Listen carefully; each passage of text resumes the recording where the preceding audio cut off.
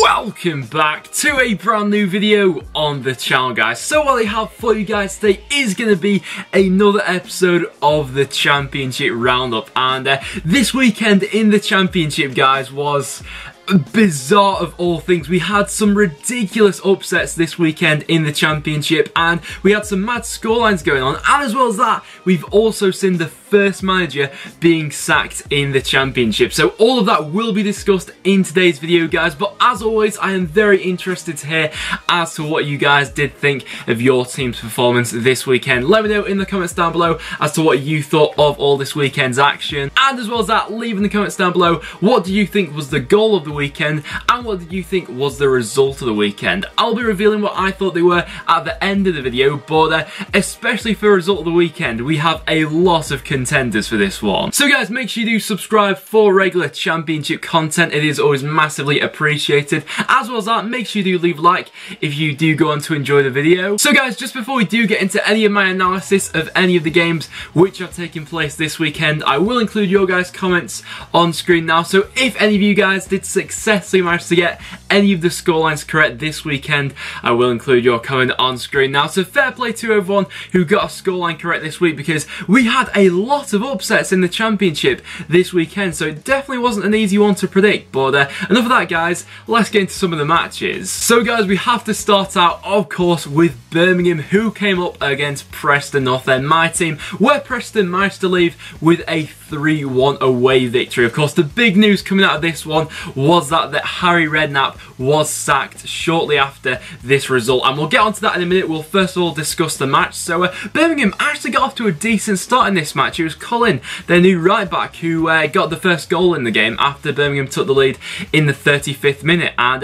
in the first half, Preston were far off the pace. We were actually very poor, I thought, in the first half, but in the second half we completely turned that around. Daniel Johnson was, wow, he was completely on it in the second half. He got a goal back in the 56th minute, and then from there, Preston were just relentless, really, applying pressure going forward, and Birmingham just couldn't deal with it. And some nice goals then from Jordan Hugill and Tom Barkhuizen, getting his first of the season, managed to wrap up the 3-1 victory for Preston. And in the second half, Birmingham did seem to crumble, really. Defensively, I thought they were very poor. Holly Dean, especially, I thought in the back line, looked very shaky throughout the match. But then, of course, that led to the sacking of Harry Redknapp. Birmingham fans, I would love to get your opinion on what you think of this down in the comments below. My take on it is, it surprised me, I'm not gonna lie. I think this is Birmingham's 5th successive defeat now in the Championship, so it's evident that they're on an awful run in the Championship. I think they're second bottom currently as well at the moment, but even so, to give him, I think it was around about 20 million to spend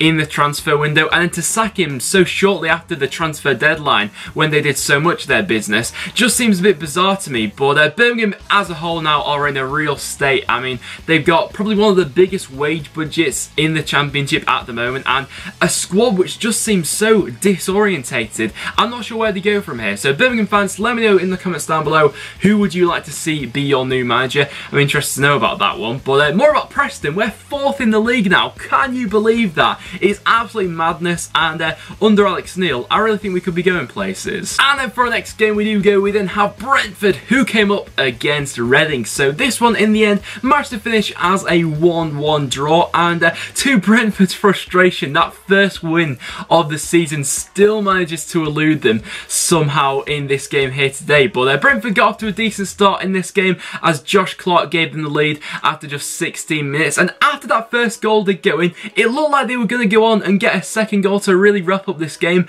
It's been the story of their season so far, really, but they had quite a few opportunities to make it 2-0 in this game that they just couldn't bury, and in the end Reading managed to come back into it with a penalty from Liam Kelly to punish Brentford, really. So they were made to pay for their missed opportunities. Reading, I didn't think they were at their sparkling best so far. I don't really think we've seen them be as good as they were last season, but a point away at Brentford's not a bad result for them. And then for our next game we then had Bristol City, who managed to completely dismantle Derby County by 4-1, and this just goes to show that the Championship is one of the most unpredictable leagues in the world, because last week we were talking about how great Derby were, managing to get that thrashing against Hull City at home, and now they've been absolutely battered by Bristol City, but this win was absolutely deserved for Bristol City. In the first half, Derby managed to take the lead through a Vidra penalty. That somewhat came against the run of play. They were maybe a little bit fortunate to go in at half-time at 1-0, but then in the second half, Bristol City were just absolutely relentless in pouring players forward, and Derby just couldn't deal with them at all. And despite not getting on the score sheet, I thought Jonathan Lecco looked absolutely superb in this game. He managed to win the penalty, which Bobby Reid managed to dispatch, but him going forward, linking up with some of their other players like Bobby Reid, like I said, and Jamie Patterson as well. Bristol City really do look like a force going forward at the moment, and in the Championship, they're on a great run at the moment. And then our next game we do go features another contender for the result of the weekend. That was Burton Albion, who managed to beat Fulham by 2-1. So going into this game, not many people were giving Burton Albion much hope really going into this one, and understandable, you know, Burton pretty much for most games this season won't be the favourites going into them, but I think there is something in that which will play into Burton's hands for this one. But I did think that Fulham were quite far off the pace in this one from what we've seen of them at times so far this season. Burton were able to take full advantage with that, but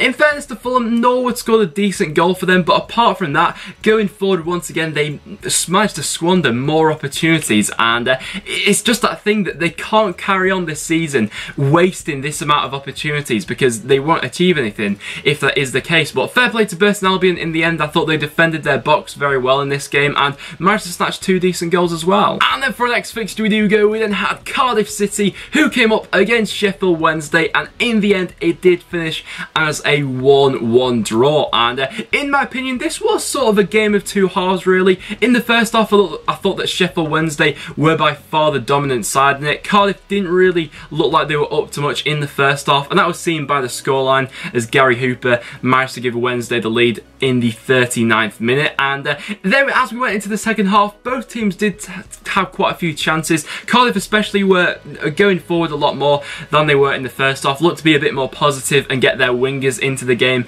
Mendes, Liang and Hoylett were causing a few problems in the second half, but Sheffield Wednesday had a brilliant chance to wrap up the game with Stephen Fletcher throwing goal. He squandered that chance, and in the end Cardiff managed to come back in the 95th minute to make Sheffield Wednesday pay for some of their missed opportunities, with Bamber getting on the score sheet. And then into our next game we do go, another game which was sort of a game of two halves really, and another game which did finish 1-1 in the end. In the first half I thought that Sunderland were actually looking pretty decent in this one. It's been said so far this season for Sunderland, where we'll all think they'll finish. Me personally, I don't think Sunderland will be up to much this season, and this was a game which sort of backed up that point really.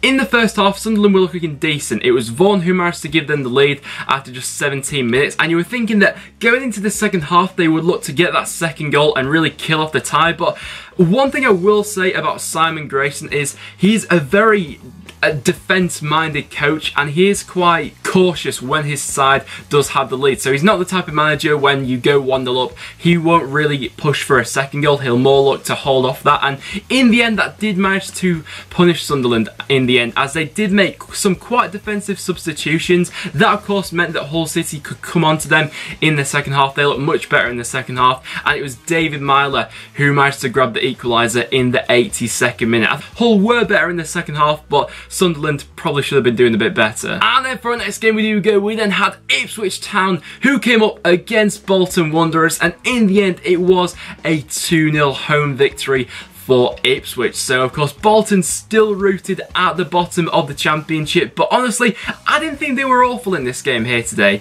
I've got to say that I thought that going forward Bolton actually looked pretty decent in this one. Some of their movements off the ball I think have gone fairly unnoticed so far this season. You know, players going forward for Bolton like Armstrong and Lafondra, who both came off the bench, and Gary Medina as well, all had chances in this one, and they should have done better with some of the chances they did have.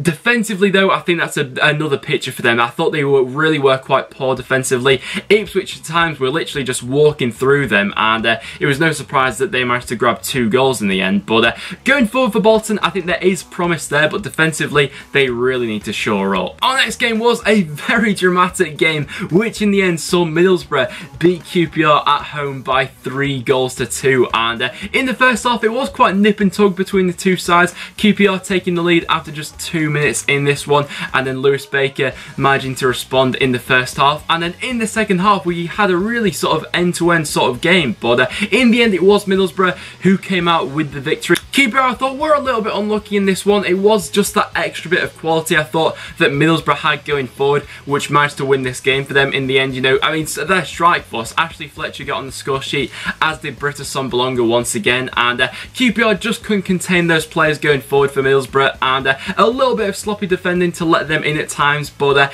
you can't really do much against that, I guess. And then for the next fixture we had a crazy game going on at Millwall, as they managed to beat high flyers Leeds United by 1 goal to 0, and fair play if any of you guys predicted this one, because not a lot of people, I think, saw this one coming. I did say in my preview to this game that I thought that Millwall would give them a game, because I've said so far this season that Millwall will make the Den a bit of a fortress this year, but not many people were backing them to go ahead and win the game, but fair play to them. And when you see this sort of scoreline, you may think that it was the sort of game where that sort of smash and grab thing where Millwall were just defending their box for the entire of the game, and then they got Leeds on a counter-attack, but that was not the case in this game at all. Millwall had 20 shots compared to Leeds' 1 in this game. They were relentless going forward. Leeds, I thought, looked quite jagged compared to some of their other performances. They couldn't get anything going forward in this one, but credit to Millwall for doing that.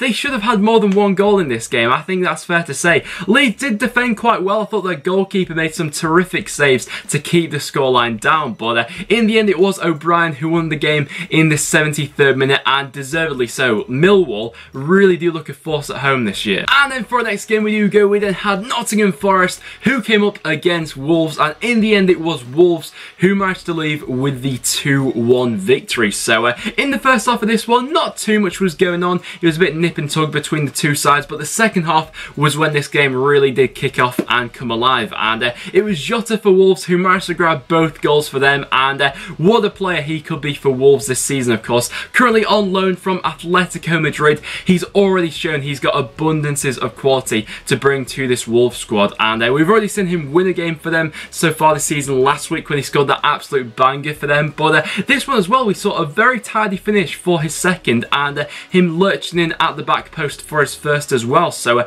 he's already shown his quality. In terms of Nottingham Forest, the goal they scored was very bizarre. It was Carriol who scored from about 25-30 yards out, firing it in past John Ruddy. I'm not sure what he was doing. He looked a bit bemused that Carriol took the shot on, but Forest I thought would have been a little bit disappointed. It was sort of an opportunity missed. I thought that at times they should have been going at Wolves a bit more, because their defence was looking a little bit exposed more. They could have done more in those areas where they failed to do so in the end, but Wolves in the end, fair play, they deserved the victory. And then for our next game we then had Sheffield United who came up against Norwich, and in the end it was the away side, Norwich, who managed to leave with the 1-0 victory thanks to a Yannick Vilchuk goal in the first half. And was this deserved for Norwich? I think that's a bit debatable. Sheffield United, I thought, in the second half especially, were very unlucky not to get a goal. They were really ramping up the pressure in the second half, but the Norwich defence did stand stern. You know, I've been quite critical so far this season of the Norwich defence, and rightly so in my opinion, but fair play to them in this one. I have to give them quite a few plaudits, as they did defend their box a lot better than we've seen them do so far this season. And this game actually saw Chris Wilder, the Sheffield United manager, sent to the stands after he was just getting overly frustrated with some of Norwich's time wasting in this one. But in the end, Norwich managed to get the 1-0 victory. Fair play to them. And then our last game was the evening kickoff on Saturday. That was, of course, between Barnsley and Aston Villa, where Aston Villa managed to leave with the 3-0 victory. And in terms of this one here today, I was quite disappointed with Barnsley's performance, really, because so far this season, when Barnsley have been the home side, we've seen them have a decent record so far. You know, they've really have given a game to everyone who's gone to Oakwell so far this season. But in this one here today, I thought the overall performance was very passive, really, considering how Aston Villa did have a good game in this one, I think that's fair to say, and Steve Bruce, in my opinion, really did need this performance and result for his Aston Villa side. After we've of course seen Harry Redknapp being sacked this weekend,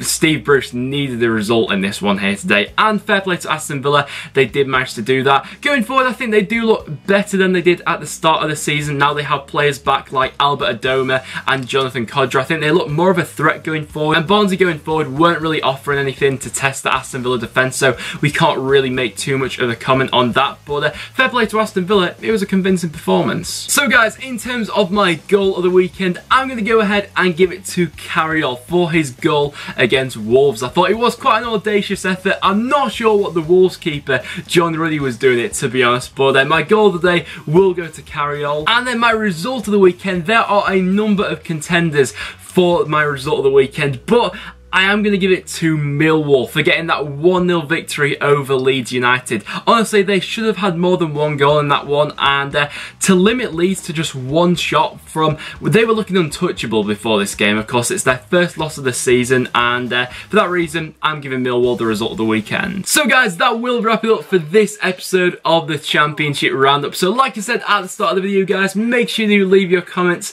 in the comments down below as to what you guys have thought of all of this weekend's action. I'd be very interested to know. But apart from that, guys, thank you so much for watching. So if you have enjoyed the video, make sure you leave a like. It is always massively appreciated. As well as that, make sure you subscribe for regular Championship content and check out all the other links in the description down below. But apart from that, guys, thank you so much for watching, and I'll see you all in the next one.